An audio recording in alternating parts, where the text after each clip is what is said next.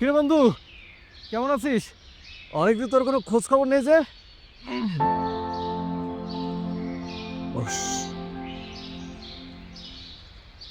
তোর ব্যবসা কেমন যাচ্ছে?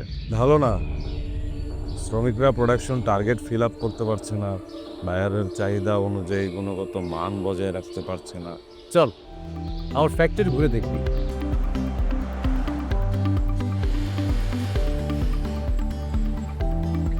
তোর ফ্যাক্টরিতে এসে মনে হচ্ছে আমি কোনো জাদুকরের ফ্যাক্টরিতে চলে এসেছি।